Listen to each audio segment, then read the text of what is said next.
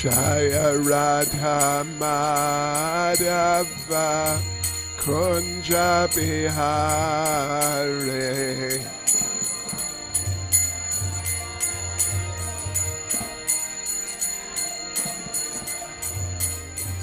Jaya Radha Madhava Kunja Bihari.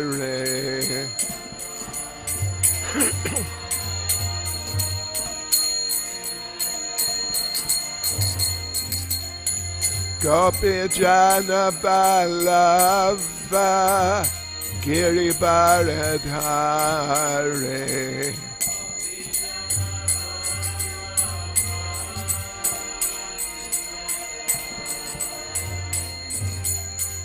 Gopi Jana Balava Giri Baradhari.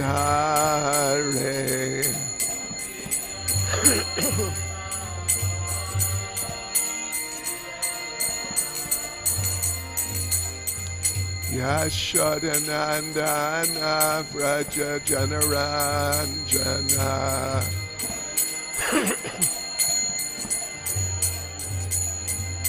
Yashodanandana Vraja Janaranjana.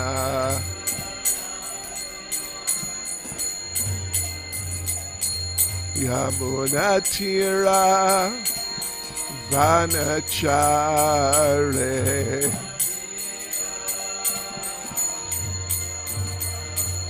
Yamunatira Vanachare.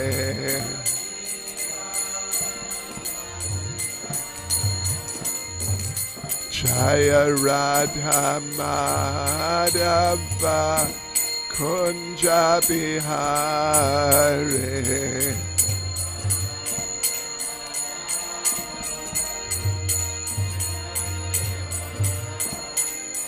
Jaya Radha Madhava Kunja Bihari.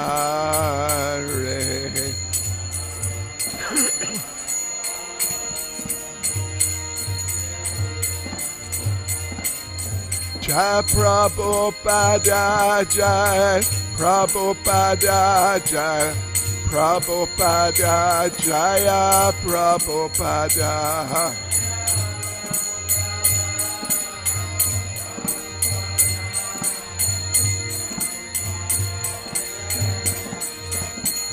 Jaya Prabhupada Jai Prabhupada Jai Prabhupada Jaya Prabhupada.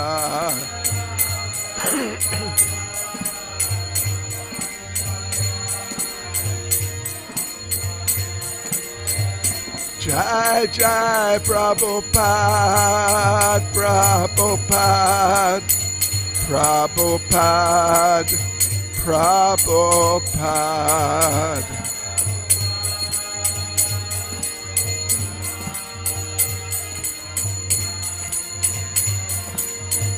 Jai Jai Prabhupada Prabhupada Prabhupada Prabhupada.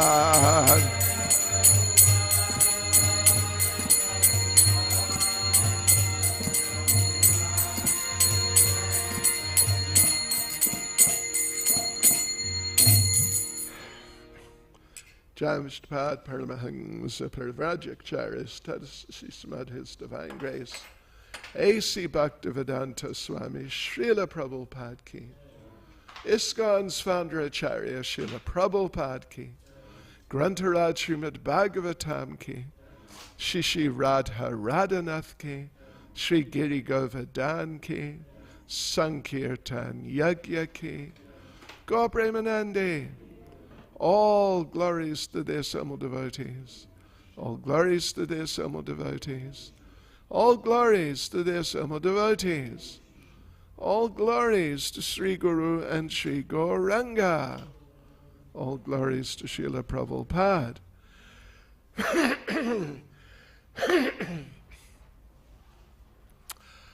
Om Namo Bhagavate Vasudevaya.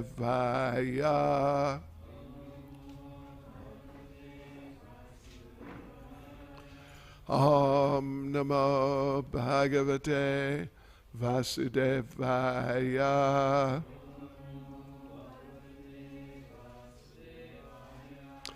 Om Namo Bhagavate Vasudevaya.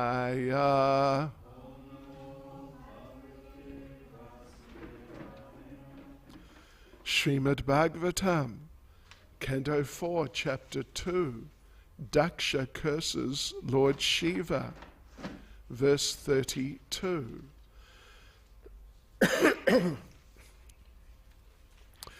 Tad Brahma Paramam Shuddham Satam Vartma Sanatanam Vigarhya Yata Pashandam Daivam Vo Yatra Bhuta Rat Tad Brahma Paramam Shuddham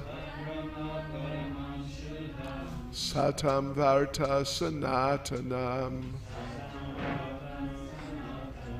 Vigarhya Yata Pashandam Daivam Vo Yatra Bhutarat Tad Brahma Paramam Shuddham Satam Vartma Sanatanam Vigarhya Yata Pashandam Daivam Vo Yatra Bhutarat Tad Brahma Paramam Shuddham Satam Vartma Sanatanam Vigarhya Yata Pashandam Daivam Vo Yatra Bhutarat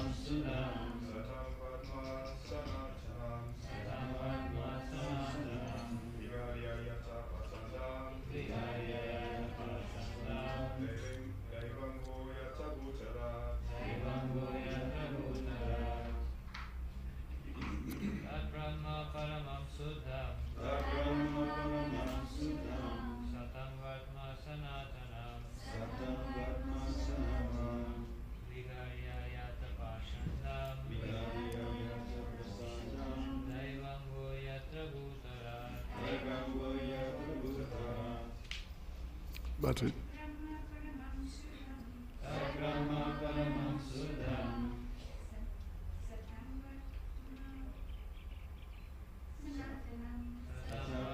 Sanatanam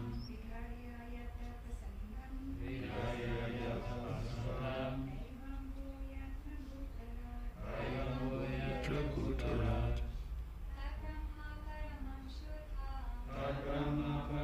Shuddham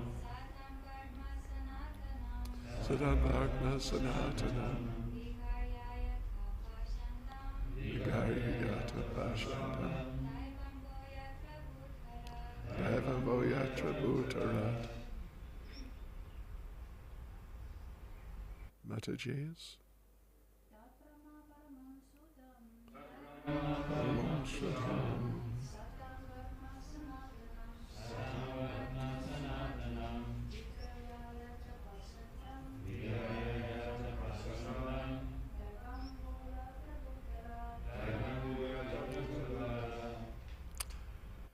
Tat, that, Brahma, Veda, Paramam, supreme, Shuddham, pure, Satam, of the saintly persons, Vartma, path, Sanatanam, eternal, Vigarhya, blaspheming, Yata, should go, Pashandam, to atheism, Daivam, deity, Va, your, Yatra, where, Bhutarat, the Lord of the Bhutas.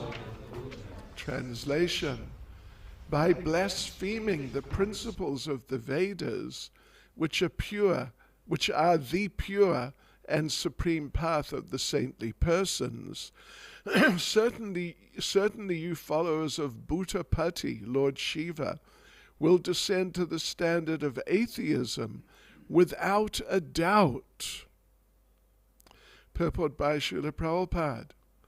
Lord Shiva is described here as Bhutarat, the ghosts and those who are situated in the material mode of ignorance are called Bhutas. So Bhutarat refers to the leader of the creatures who are in the lowest standard of the material modes of nature. Another meaning of Bhuta is anyone who has taken birth, or anything which is produced. So in that sense, Lord Shiva may be accepted as the father of this material world. Here, of course, Bhrigu Muni takes Lord Shiva as the leader of the lowest creatures. The characteristics of the lowest class of men have already been described. They do not bathe, they have long hair on their heads, and they are addicted to intoxicants. In comparison with the path followed by the followers of Bhutarat, the Vedic system is certainly excellent, for it promotes people to spiritual life as the highest eternal principle of human civilization. If one decries or blasphemes the Vedic principles, then he falls to the standard of atheism. Tad Brahma Paramam Shuddham Satam Vartma Sanatanam Vigarya Yata Pashandam Daivam Vo Yatra Bhutarat. By blaspheming the principles of the Vedas, which are the pure and supreme path of the saintly persons, certainly you followers of Bhutapati, Lord Shiva, will descend to the standard of atheism without a doubt. Nama Vishnupadaya Krishna Prasthaya Bhutale Shrimati Bhaktivedanta Swaminiti Namane Namaste Saraswati Devi Gauravani Pracharne Nirvishesha Shunyavadi Pastya Chadejatarne Sri Krishna Chaitanya Prabhu Sri Advaita Gadadha Shivas Adi Gaura Bhaktavrinda. Hare Krishna, Krishna Krishna, Hare Hare, Hare Rama, Rama Rama, Hare Hare.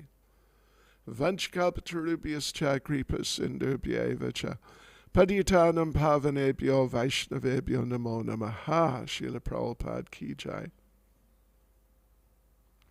So this is Bhrigu Muni continuing his cursing, his expression of extreme dissatisfaction with the followers of Lord Shiva, with Lord Shiva himself, and perhaps even more so, no less, with his followers.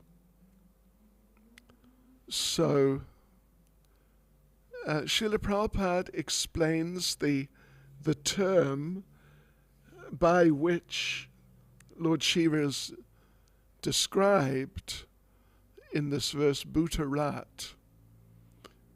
That Bhuta, well, the thing is that it all depends on how these how so many words in Sanskrit language it depends on how they're used, what meaning is really being put forward. And the same word can mean two, or can mean many things even, which in some cases can be completely different from each other. Even Krishna. Krishna we understand to mean all attractive. But Krishna also means dark or even black. And there's one debate, debate you could say, between the gopis, Srimati Radharani and the gopis, and Lord Krishna himself, in which, actually it's Madhu Mangal, Krishna's funny Brahmin friend. They're debating about who does this Vrindavan forest belong to. And so Madhu Mangal, of course, he's on Krishna's side. And he says, well, look, everybody knows that this Vrindavan forest is known as Krishnavan, which means Krishna's forest. So there you go. Vrindavan is accepted widely as belonging to Krishna. But then perhaps Lalita Devi, who's a very astute and sort of tenacious debater and arguer of points, said, well, wait a minute. Krishnavan, all right, it refers, because the thing is, in some Vedic scriptures, the Vrindavan forest is referred to as Krishnavan. But Krishnavan, she says, can also mean a very dark forest, very, sort of dense forest where there's very little light coming through from the sun. So she sort of almost checkmates Krishna, and Krishna's left. Anyway, it's a long story, but in the end they just gang up on Krishna and surround him and just talk non-stop, a number of gopis. And what can you do if there's a whole lot of people surrounding you just all talking at the same time? Krishna, in fact, was dreaming. And when he got surrounded, first of all, it was just him versus Lalita and back and forth and back and forth. But then when they all ganged up against Krishna, Krishna, who was dreaming, did the only thing he could do to solve the problem. You know what that was? He woke up. Yes. But anyway, it's a point that in Sanskrit language, well, in any language really, but Sanskrit language, a lot more than most other languages that I'm aware of at least, many words can be construed in quite a number of ways. And therefore, the practice of the Mayavadis, of word jugglery, they sort of, you could say, they have something like a field day construing different Vedic standards to mean all sorts of things, but particularly different impersonal things. So that's there. In English, to some degree, it's the same. not as much, but there are cases, there are words which are used in different ways. But in Sanskrit particularly, so here, bhuta, this word bhuta, well, bhutarat means the Lord of the Bhutas. And when this term is applied, well, not just when it's actually, not simply when it's applied to Lord Shiva, but in a much broader sense too. The term Bhuta is often used, as Srila Prabhupada says here, that the ghosts and those who are situated in the material mode of ignorance are called Bhutas. This is common. And sometimes you find devotees or people, or just say devotees, who occasionally you find devotees who have trouble. They're troubled by ghosts, actually. I mean, it's not common, but I've known. We had one devotee here in South Africa, oh my gosh, he was so much troubled by ghosts. You remember Yashoda Vatsala? Gosh, oh boy, he had to do all sorts of precautions when he slept at night because the ghosts would come to get him. So, yeah, sometimes, therefore, sometimes they say, watch out for the Bhutas. And yeah, Bhuta, Preta, Pishacha, these are Sanskrit terms which are used to describe ghosts or similar such entities, goblin types and all that sort of thing. But in Bhagavad Gita, Lord Krishna says about himself, what is it? Sarva Bhutanam. What's that? Ishvaram Sarva Bhutanam. Anyway, Sarva Bhutanam, and Krishna is meaning just all living entities. That's all. Ishvara Sarva Bhutanam, Hridarsha Arjuna Tishtati, Brahmayan Sarva Buddhani, Yantrarudani Maya. Yeah, well, different things in Bhagavad Gita. Sarva Yanisha Sarva Bhutanam. What is night for all beings is the time of awakening for the self-controlled. Sarva Bhutanam. So it's being applied, just all living entities. Bhoktaram Yagatapasam Sarva Loka Maheshwaram Suridam Sarva Bhutanam.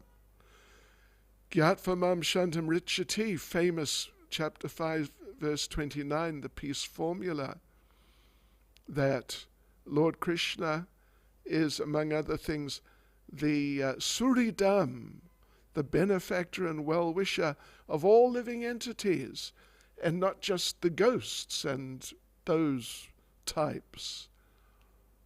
So it works like that in the Sanskrit language. Chapter 7, verse 10, Bijam Mam Sarva Bhutanam. I am the original seed giver of all living entities. And then the one I quoted, I mean, there's more than 10 places here in Bhagavad Gita where Lord Krishna uses the term Sarva Bhutanam just to refer to all living entities. And the one I quoted, Ishvara Sarvabhutanam Hrideshe Arjuna Tishtati Brahmayan Sarvabhutani Yantrarudani Mayaya. Devotees, what's the verse number? Oh, Hare Krishna, thank you. Good. 1861. Yeah. Ishvara Sarvabhutanam Hrideshe Arjuna Tishtati. The Supreme Lord is situated in everyone's heart, O Arjuna, and is directing the wanderings of all living entities who are seated as on a machine made of the material energy. So, but as we've said and as we see here, the term Bhuta is also used sometimes to refer to those really extremely tamasic living entities like the ghosts and so on, pishachas, pretas, and all these horrible, horrible entities who are just in deep ignorance.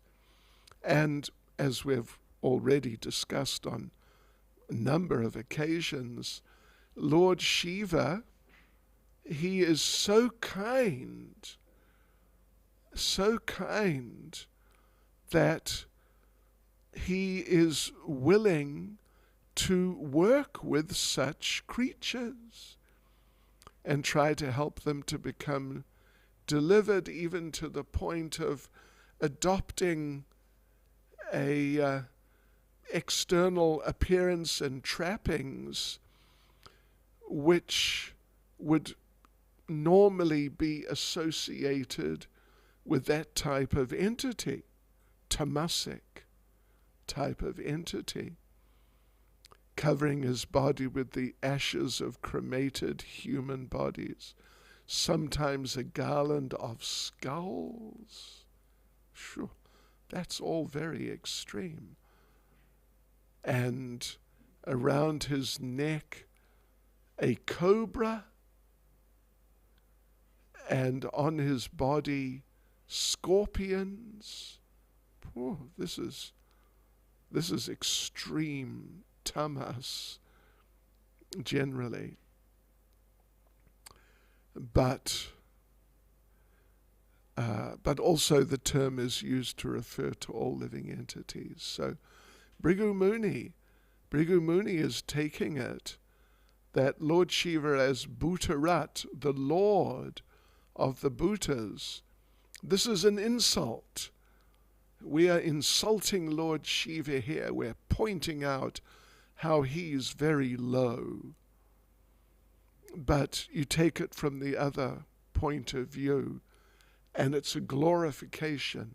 He's the Lord, not just of the ghosts and, Dracula and his associates, Frankenstein, the Triffids, anyway, all these types of entities. But he is the Lord. He's so great. He's the Lord of all living entities, which includes the demigods. Because generally Lord Shiva is understood to be the topmost of the demigods. Lord Vishnu is in a different category, although he may sort of act in that type of position. But Lord Shiva is higher than Lord Brahma. Yes, he's higher than Lord Brahma. He has his own tattva. Very, very special and glorious personality. Just like we see in Bhagavad Gita in the beginning, Arjuna, of course, is deeply disturbed about the situation on the battlefield. He may have to kill people who are very respectable for him, particularly someone like Bhishma, who for years, through their childhood, when they were just defenseless children. Bhishma protected them and saw to their needs and like that for those years. So Arjuna and the other Pandava brothers, they're indebted to Bhishma. How can he kill him? It's just it seems like such a wrong thing to do. And Dronacharya was their military teacher. It means a type of guru. And any guru, what to speak of a guru in Krishna consciousness, but any guru, any teacher in Vedic culture is to be offered great respect. Any teacher, a guru type person who's teaching anything should be offered respect. And as is pointed out in the 8th canto, we'll see when we get there. How many years will that be anyway? We'll find out because we're going to get there. But in the story of Bali Maharaj and how he and the demon leaders were able to kick out Lord Indra and the other demigods from the heavenly planets, all except Lord Shiva and Lord Vishnu, and Lord Brahma, they just got evicted from the heavenly planets by Bali Maharaj and the leaders of the demon community. And the understanding, as Prabhupada explains there, it's because on one hand, Bali Maharaj and the other demon leaders, they were extremely respectful to Shukracharya, who was their guru, you could say. Not a Krishna conscious guru, not like that. That's really a different thing. But he was their guru in the sense he was like the family priest type of personality. And they were very dedicated to him. And because of that, they became very powerful. And on the other hand, the demigods offended, they offended Devasa Muni. That's one person they offended. They committed offenses against such personalities, so they lost their Shakti, and they got kicked out, and they became homeless people. Bhagavatam says they were just living behind the clouds, hiding out of fear of the demons. Yes, so in Bhagavad Gita, right at the beginning, Arjuna is disturbed and frustrated, and he doesn't want to fight with these people like Dronacharya, who was his and the Pandava brothers. He was the military guru. Didn't want to fight. And he was initially, as we see, he was refusing, actually. And there's one point, he's discussing with Krishna and telling Krishna, this reason and that reason I don't want to fight. Whereas Krishna's encouraging him to fight in different ways. And depending on the context of the particular verses and what particular points are being made. So Arjuna is addressing Krishna, and Krishna is addressing Arjuna. with different names, which mean very specific different things. Like Krishna addresses Arjuna as Gudakesh, one who has overcome sleep and overcome the mode of ignorance. And he uses that term because Arjuna is presenting arguments which are kind of tamasic arguments. So Krishna in this way tells him, listen, you're famous as being a person who is not affected by ignorance. But then at one point when Krishna's encouraging Arjuna to fight, and Arjuna's still protesting, Arjuna addresses Lord Krishna as Janardhan. And Janardhan, Jana means the people, and Ardhan or Ardhana means, well, different things, and that's the thing. Different things. Ardhan can mean protector. But Ardhana, can also mean killer. Well, these are very different types of meanings for the same word. So Arjuna using it in the sense of killer, he addresses Krishna as Janardhan with the implication that, listen, I can see the sense in not fighting, but you still want to fight and kill people.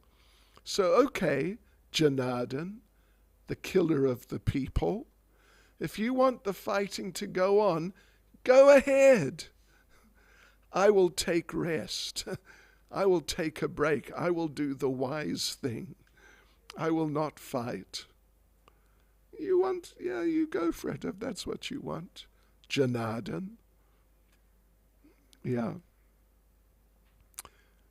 So, anyway, Bhrigu Muni, of course this is a curse. It is a curse that you followers of Bhutapati Lord Shiva, you will descend to the standard of atheism. So that's a curse.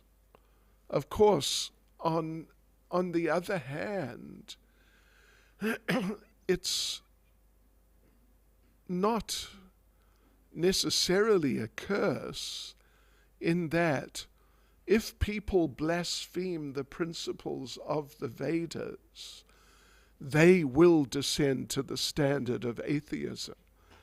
They don't need to be cursed to descend to the standards of atheism. Just by blaspheming the Vedic literatures, the principles of the Vedas, blaspheming the people who follow the Vedas, people will become atheists.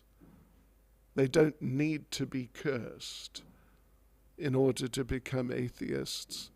They're already sort of, you could say, kind of cursing themselves indirectly.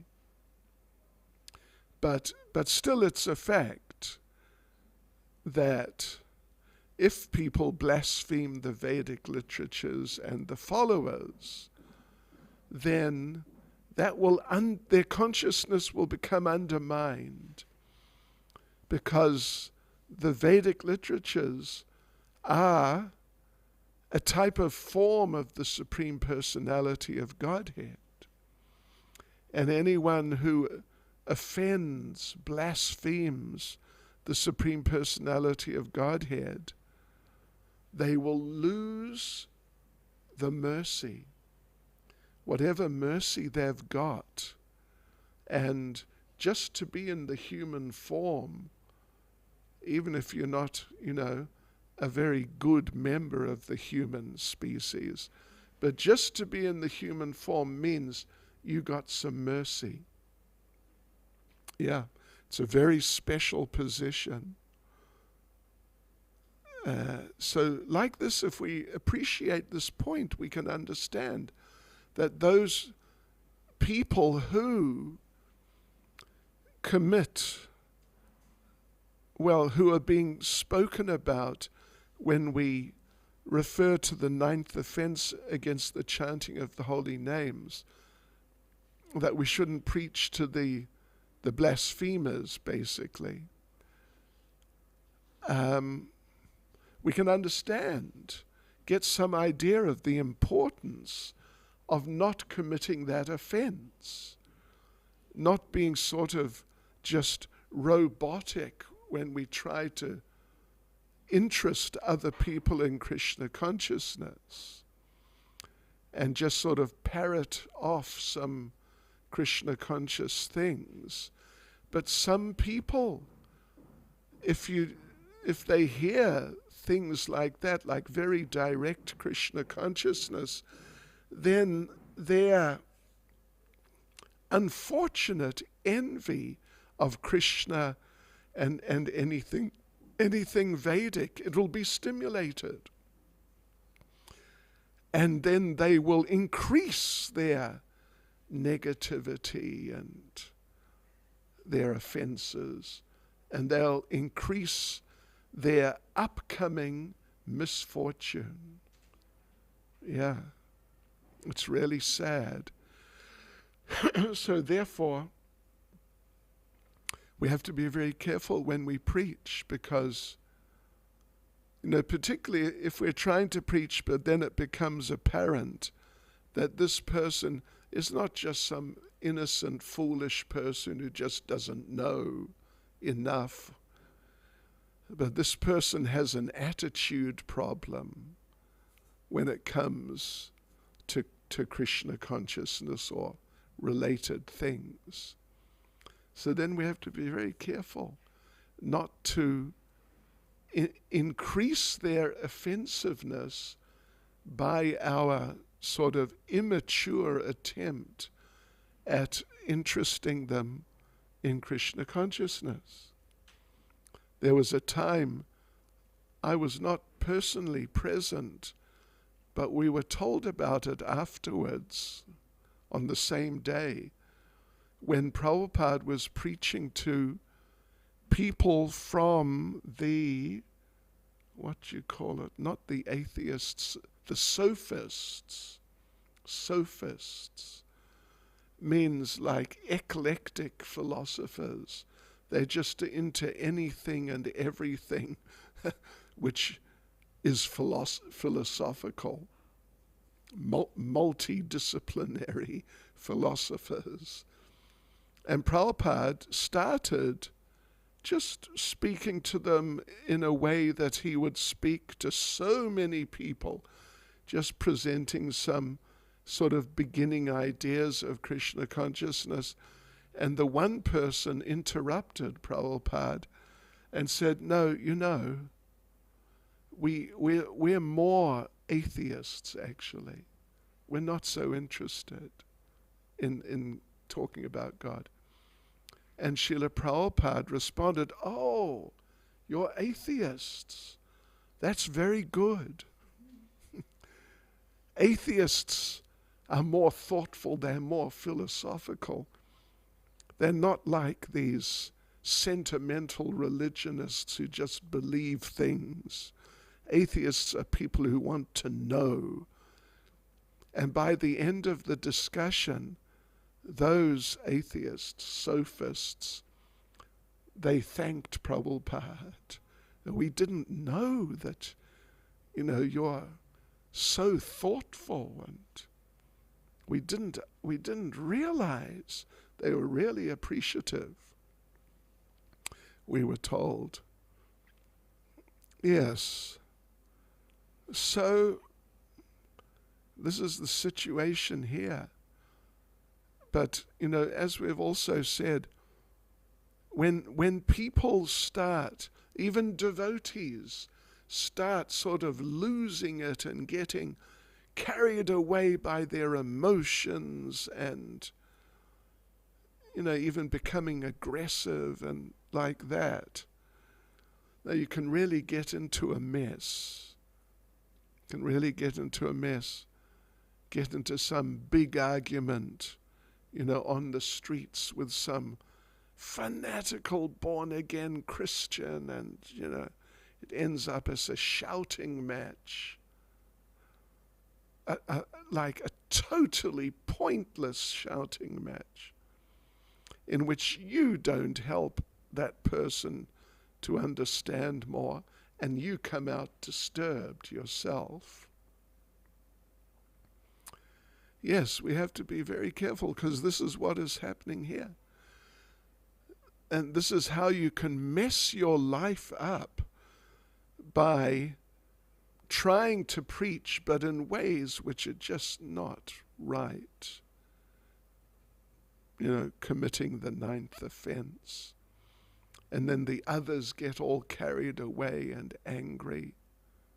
It's just a waste. So preaching, of course, preaching means to try to help people who are not doing well at all. But when we're trying to do that, we really need to think how to address this person, considering the person's situation and who they are and what they are. What is there in Krishna consciousness which may be attractive to them, and try and bring it out, and in this way stimulate them. Because Krishna consciousness is dormant in everyone's heart. So ultimately, practically anyone can be brought to Krishna consciousness if you know how to stimulate their dormant Krishna consciousness effectively and sort of work around their nonsense. Just like regarding Lord Nityananda, Srila Prabhupada was speaking to one devotee. One devotee who was angry with another devotee who was, up to some nonsense or something he shouldn't have been up to. And that devotee who's now complaining to Prabhupada that this such and such, we must kick him out the door, out the window, just throw him out onto the street, get rid of him, because he's like this and he's like that. And Srila Prabhupada responded, you don't know how merciful Lord Nityananda is. But then the devotee continued, but this devotee is like this and that, and we must get rid of him. And then Srila Prabhupada simply responded again, you don't understand how merciful Lord Nityananda is. Yeah. Hare Krishna. Srila Prabhupada ki jai. Any comments or questions? Comments? Whatever. In this pastime, we find that Nandeshwara, in the mood of defending Lord Shiva, reacted in a very strong way, and that in turn caused a reaction from the Brahman. Just went back and forth, lots of persons. But it seems like the spirit behind which Nandeshwara acted seemed good, seemed right. He was defending someone so saintly who's being blasphemed. Right. So, like, as practicing devotees, this pastime could put us off on defending someone who's being wronged because of the repercussion that may Yeah. ensue. How would you advise us to navigate such a situation? Yes, well, that's true. The thing is that generally, for us, we should just leave the place if we can't just correct the person and make the person think, oh yeah, okay, I shouldn't speak like that, then we should just immediately leave the place. As we've said on a number of occasions at different times, to kill the person is probably impractical. To kill yourself is also probably undesirable.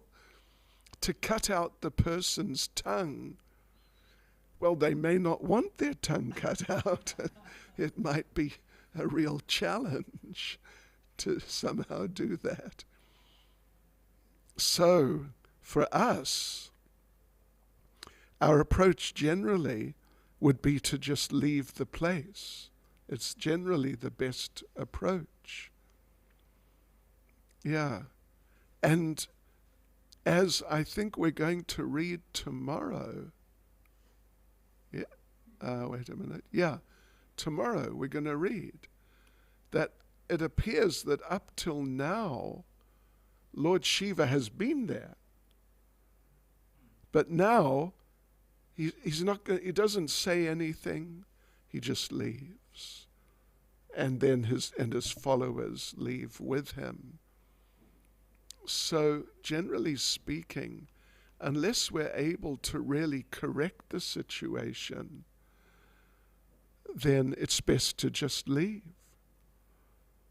And, Prabhupada does, of course, give the example in Nectar of Devotion of utilizing anger.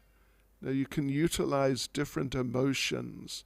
The gopis sort of, so to speak, utilized lust, and someone else fear or anger, like that. Yes. So Arjuna, Prabhupada says, utilized anger by fighting in the battle eventually. And Hanuman also did basically the same thing. But, we are not Arjuna or Hanuman. Yeah. I mean, if it really came down to physically protecting someone, well, then, it's probably a good idea. The only one time I've had experience of that, the only one time in, getting on for 50 years, was when it was 1973, right in the beginning of my Krishna consciousness, and we were in Manchester on Harinam. A whole lot of us, at least 20 or possibly more than 20, 30 devotees perhaps. And this gang, small gang of I think 3 or maybe 4, like just hooligan types, just really low class young men, decided to try to physically attack me, would you believe, personally. Well, I was just in the midst of this whole group of devotees. We're moving through the center of the city. And so this one small fellow, one of the hooligans, tried to, with his forehead, to butt me. But he was short. He was only able to butt me in the chest. And it just had no effect whatsoever. But the devotees, whoa, they wiped those hooligans off the face of the planet. No kidding. And they ended up in hospital. Oh, yeah. Particularly this one, I forget who it was, but it might have been Vichitravera, but anyway, one. Yeah, he was playing cartels. So he got hold of the one end and started, spinning the cartel around. I mean, really spinning, and wham! Into this hooligan's head. Pah! And it was, there was just blood everywhere. Oh my gosh. And the others, yeah, well, that's what happened. But it's the only one time that I've had personal experience of it happening. Another time we were distributing books somewhere in dhotis and kuritas, as we were doing in those days. And one of our devotees got into an argument with someone, just an argument with words. And in the end, the fellow sort of gave up on the argument, and he turned to walk away. And this devotee said to him very strongly, "You're just in Maya." And this fellow sort of looked like, what? Because he didn't know what Maya meant. So, yeah, as a general policy, if you can't, if there's no like real chance of helping them to see sense, better to just go away. What do you think? I mean, in general, yeah, I agree. I mean, there's a statement we sometimes hear: for evil to prosper, it takes good men to do nothing. At least we should be able to raise it to someone who could do it. Sometimes devotees have this mood: I'm not going to get involved, it's too messy, it's not my business. But there's someone being wrong, there's someone who's being hurt, someone who's dear to Krishna. And if someone who's dear to Krishna is being hurt, we can't just look the other way because it's not my issue. Something in my heart should be moved to do something, or at least help the situation, even to Yeah. another person. Well, I'm sure that if there's some physical attack, that it's best to do that. And even in I guess in the world today, even in our movement, sometimes people are discriminated against. Right. There's a general mood to call it out. We can't just like someone being racially abused. We should be anti-racist, not just non-racial. We should be able to say, Prabhu or Mataji, you can't do that. Or raise it to, Yeah, sure. call Call the cops. some abuser comes, no, that's not my business. I'm look the other way. I mean, that situation caused numerous issues in our movement because we looked away so many times from all Yeah. sorts of abuse, physical, emotional, racial, child. So, yes, true. And particularly if devotees are being abused, particularly,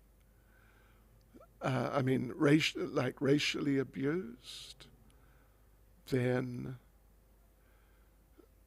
we should definitely do something. And it would just depend what would be appropriate. But it wouldn't be nice to wouldn't be right to just leave it. Yeah.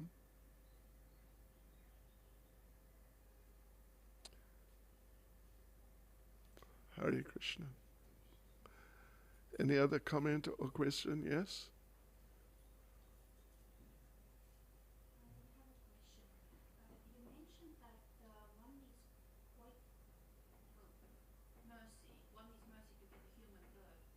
Yeah.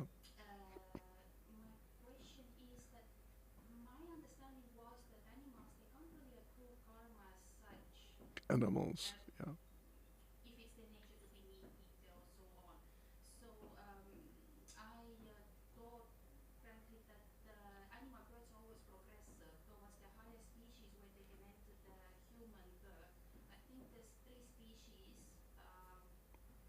So they say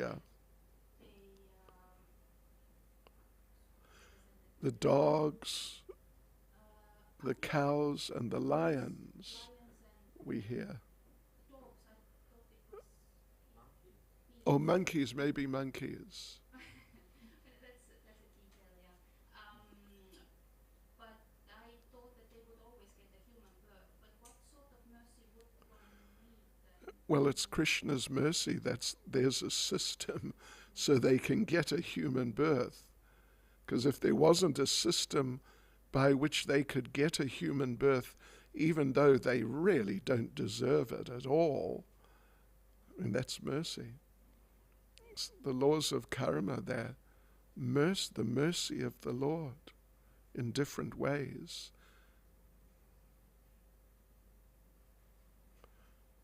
Hare Krishna. Oh, another question. Oh, yeah, okay. Maharaj, while preaching, how do we determine the difference between sharing association and accepting association? You know, in very simple terms, sharing, giving, means you're doing the talking, and receiving means they're doing the talking to you. Yeah. So of course you can't, in a social exchange, to just totally dominate the exchange, maybe it just in bad taste, and people will feel upset that you're trying to sort of browbeat them. So you may have to get into a bit of back and forth, but you can't, or generally it's best not to let them take over the discussion and expound, their almost inevitably wrong understandings of life and everything. Yeah. So I've mentioned before this one devotee, Ganesh, from Australia. He was, and I don't know if he still is, but he definitely was, a really big book distributor. And then he became a householder, and he maintained his family through book distribution. And he would meet people on the street every day, loads of people. And almost inevitably, what he'd do, one of the things he'd do is ask them, "What do you do?" And they would say, "I'm a ... something." And he worked out nice things to say about almost every profession or job that you can imagine, to sort of entertain them and keep control of the interaction without being sort of, I don't know, what would you say, just too, could be seen to be dogmatic or dominating. And I remember he was in London years ago, and he told us some of the things that he said to some of the people who had certain occupations. And he said, when he meets a plumber, and that's usually, it's not a high-level occupation, but he would always glorify whatever the people did practically. He said, "Really? You're a plumber? That's fantastic. If it wasn't for you, there'd be water all over the place." And he had things like that he would say, so that people would feel happy listening to him. They would be happy to listen to him, rather than sort of cutting them off and interrupting them, and, Why sometimes it could be a bit of a strain to try and relate to someone who's favorable, but maybe so interested in so many other things. Well, that's what intelligence is for. Krishna gave you intelligence for dealing with individuals, not just, one size fits all, but in personal ways, so that people feel nice with you. that you're appreciating them as a person, and you're not just trying to sell them something, that sort of idea. Thank you. Hare Krishna. Well, now, devotees, I have heard a rumor that today is a very auspicious day. Today is the appearance day of one of our devotees. Another one yesterday was too. And I wonder what Krishna has in store. Let's see what Krishna has in store. Let's see. Oh, look. Oh, how nice.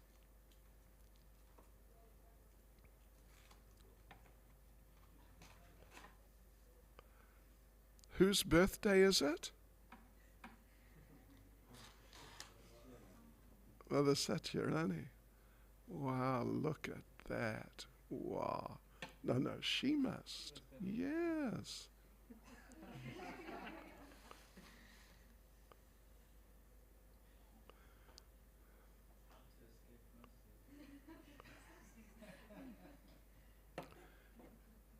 And someone must sing the birthday song.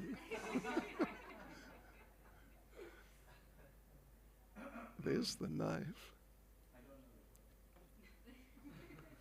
Someone sing. To Hare Krishna, to you. Hare Krishna, Satyarani. Hare Krishna, to you. It's too small. Oh, to you. Satyarani. To you.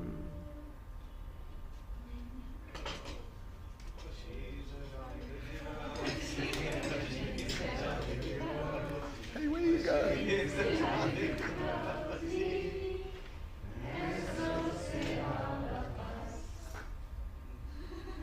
And, all right.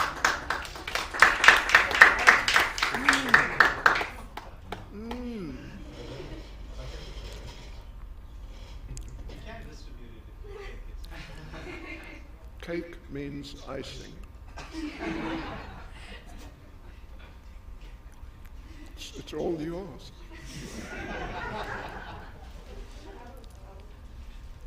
We'll leave it up to you. We have an idea what you might do. But go ahead. Or should she give a speech? Okay, all right. Well, you just do whatever you like.